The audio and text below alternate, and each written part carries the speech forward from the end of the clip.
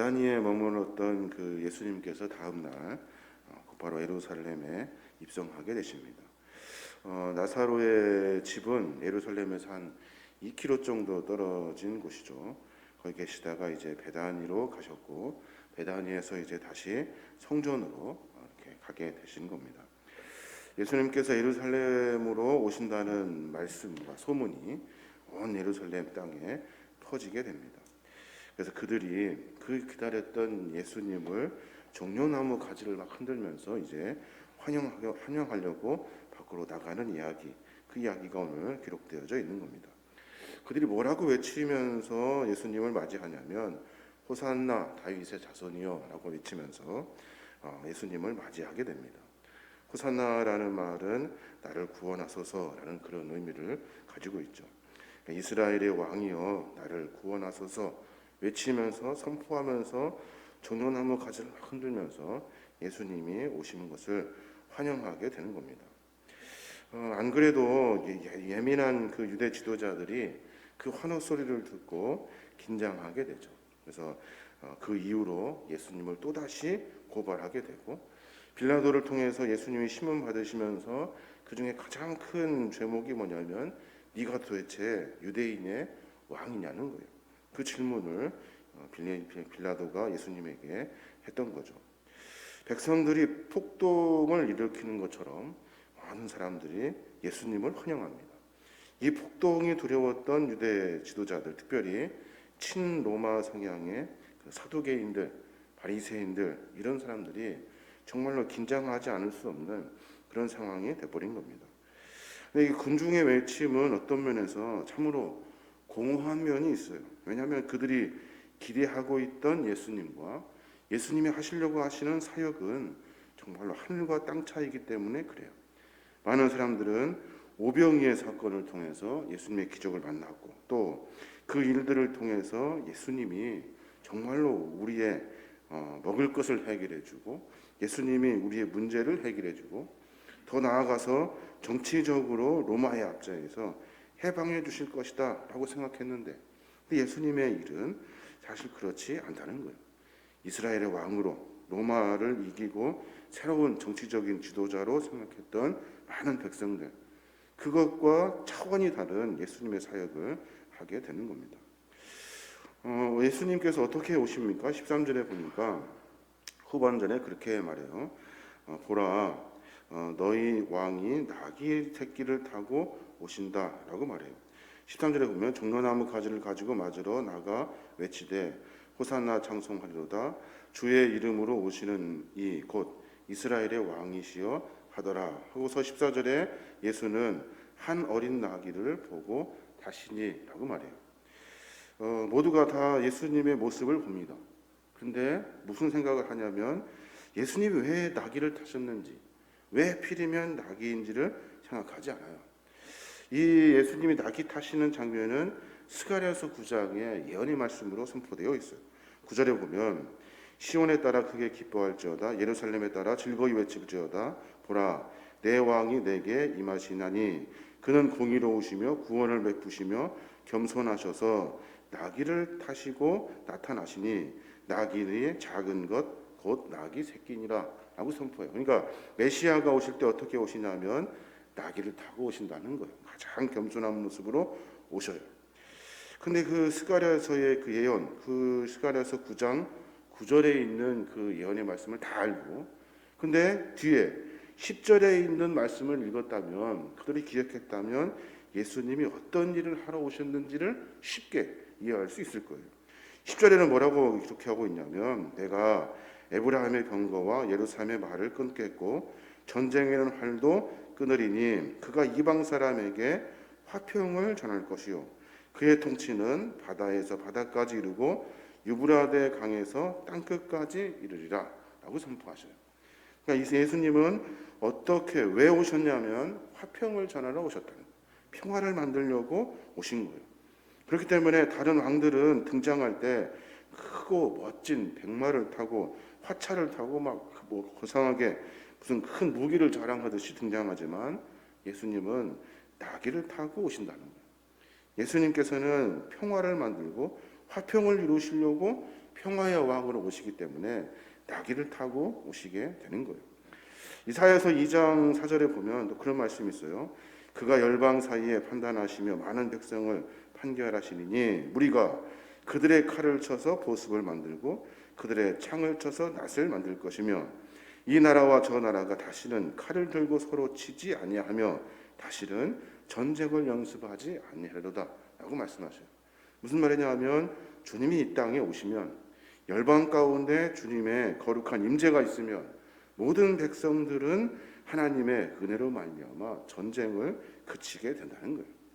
미가서 4장 3절에도 그가 많은 민족들 사이에 이를 심판하시며 먼 곳 강한 이방 사람을 판결하시리니 무리가 그 칼을 쳐서 보습을 만들고 창을 쳐서 낫을 만들 것이며 이 나라와 저 나라가 다시는 칼을 들고 서로 치지 아니하며 다시는 전쟁을 연습하지 아니하리로다.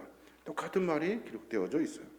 그러니까 주님이 오시는 일은 우리의 거룩한 평화의 왕으로, 화평의 왕으로 오시는 거예요.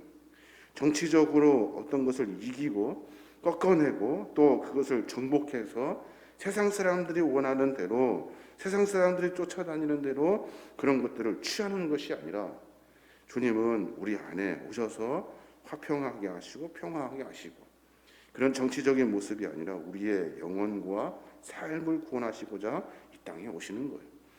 그래서 주님을 만나면 우리는 세상에서 승리하는 것이 아니라 우리는 주님을 만나면 세상에서 가장 위대하고 멋진 인물이 되는 것이 아니라 주님을 만나면 우리 안에 참 평화를 만나게 되는 거예요.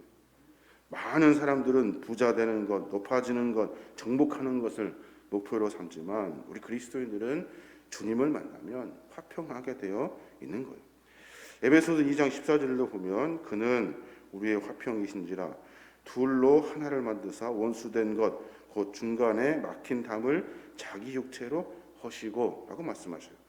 15절에도 법조문으로 된 계명의 율법을 폐하셨으니 이는 그 둘로 자기 안에서 한 새 사람을 지어 화평하게 하시고 또 16절에도 십자가로 이 둘을 한 몸으로 하나님과 화목하게 하려 하심이라 원수된 것을 십자가로 소멸하시고 17절도 오셔서 먼 데 있는 너희에게 평안을 전하시고 가까운 데 있는 자들에게 평화를 전하시니 라고 말씀하셔요. 주님이 오신 이유는 우리에게 화평의 왕으로 평화의 왕으로 오신 거예요. 그래서 가장 초라한 모습으로 어쩌면 세상 사람들이 생각하기에 말도 안 되는 모습으로 등장하고 계시는 거예요. 그런데 왜 사람들은 그 광경을 보고 예수님이 하실 일들을 왜 생각해내지 못하냐는 거예요. 당신들의 왕으로 오신다면 왕의 모습으로 등장해야 되잖아요. 전쟁을 이기려고 하시는 어떤 전쟁을 이겼으면 하는 마음이라면 전쟁에서 이길 수 있는 장수로 등장을 해야 되는 거예요. 그런데 그들의 생각과 전혀 다르게 되는 겁니다. 이 광경을 보고 바리새인들과 서기관들, 사두개인들은 아주 절망을 합니다. 예수님을 죽일 생각밖에 없었는데 많은 사람들이 예수님을 따르는 거예요. 더 이상 예수를 건드릴 수 없음을 눈치를 챕니다. 하지만 이들의 그 생각은 예수님의 생각과 또 전혀 다르죠. 불가능하다, 이제 안 되겠다 하는데 그 일이 정말로 급속도로 반전을 이루게 되는 겁니다. 그들이 그렇게 말하죠. 19절에 보면 바리새인들이 서로 말하되 볼지어다 너희 하는 일이 쓸데없다 보라 온 세상이 그를 따르는도다 라고 말해요. 여기에서 바리새인들이 보니까 우리가 하는 일이 쓸데없다, 야 이제는 끝났구나 라고 말하면서 세상이 그를 따른다 라고 번역해요. 이 따른다라는 이 말은 자기들과 멀어진다라는 의미가 그 안에 들어있어요. 예수님이 자기들보다 자기에서 멀어지는 거예요. 그러니까 자기가 할 수 있는 일인데 그것이 점점점 손에서 멀어져서 다른 쪽으로 붙게 되는 거예요. 안 되겠다. 사람들이 예수를 따르는구나. 예수를 죽여야 되는데 예수를 따르는구나. 그 일은 이제 내 손에서 벗어나는구나 라고 말해요. 우리가 내일부터 이제 보게 될 텐데 주님의 거룩한 사역을 이루시기 위해서 사람들은 더 욕심을 부리고 더 자기의 생각을 고집하고 자기가 원하는 왕을 쫓아다닙니다. 그래서 그들이 생각하지도 못한 이런 일들을 예수님이 하시는 것을 보고 더 포악해지고 더 악해져요. 주님이 어떤 분이신지를 우리가 알고 주님이 어떤 사역을 하시기 위해 이 땅에 오셨는지 알면 우리의 욕심이 아니라 우리가 생각이 아니라 주님의 뜻을 쫓아야 할 터인데, 세상 사람들은 자기의 욕심을 위해서 주님을 만나기 때문에 자기 욕심이 채워지지 않는 왕은 필요 없는 거예요. 자기 욕심이 채워지지 않는 어떤 이스라엘 왕이든 어떤 것은 아무 필요가 없는 거예요. 그래서 죽여버리자는 거예요. 오늘 보면 분명히 바리새인들이 손에서 예수님이 떠났어요. 그런데 다시 군중들은 바리새인들과 함께 협력해요. 아주 더 무섭게 협력해요. 대중들이 자신들을 떠나 예수님을 따르는 모습을 보고 절망하지만 세상 사람들은 또다시 실망하고 그리고 욕심이 채워지지 않으니 주님을 또다시 버려버려요. 그리고 결국에는 어떻게 됩니까? 나귀를 타신 주님께서, 나귀가 뭐예요? 나귀는 사람을 섬기는 짐승이에요. 상징이 들어있다고요. 사람을 섬기는 짐승을 타고 오신 예수님은 사람을 섬기기 위해 오신 거예요. 사람을 살리기 위해 이 땅에 오신 거예요. 사람을 구원하시기 위해 이 땅에 오신 거예요. 그렇기 때문에 그 탐욕과 욕망 가득 차 있던 인간들의 마음을 다 꺾어내시고 결국에는 섬김의 모습으로 십자가의 사명을 감당하게 되는 겁니다. 오늘 하루의 삶을 조금 점검해 봤으면 좋겠습니다. 우리가 예수님을 어떻게 보고 있는가 하는 문제를 깊이 생각해 봐야 돼요. 도대체 나와 예수님은 어떤 관계인가? 내가 왜 예수님을 믿는가? 내가 왜 예수 안에 살려고 하는가? 이 질문에 정확한 답을 내면 우리가 군중인지, 우리가 바리새인인지, 우리가 예수님의 제자인지를 분별할 수 있어요. 이 모습을 우리가 분명히 고민해 내지 않으면 우리는 세상 사람들보다 더 악하게, 어쩌면 우리 입맛에 맞는 예수님을 쫓아다니게 되어 있는 거예요. 우리 삶의 모습을 조금 점검하여서 나와 주님과의 관계, 주님은 어떤 분이신가? 내가 주님을 어떻게 고백하고 있는가? 어떻게 생각하고 있는가를 한번 깊이 고민해 봐야 하는 겁니다. 오늘 많은 사람들처럼 주님을 어떤 이용의 수단으로 어떤 물질적인 것을 취하기 위한 방도로 삼는다면 돌이키셔야 돼요. 돌이켜서 나에게 참 평안을 주시고 나를 구원하신 예수님을 다시 만나야 돼요. 세상의 것이 아니라 주님만 만나는 것으로 우리가 하나님의 은혜를 누리고 화평을 누리고 평화를 만나게 되는 거예요. 더 귀한 가치, 세상의 가치보다 더 귀한 주님의 생명의 가치를 만나야 하는 거예요. 그래야 세상의 것으로 살고 있는 사람들을 이기고 하나님의 거룩한 백성으로 세상의 주님의 사명을 감당할 수 있게 되는 겁니다.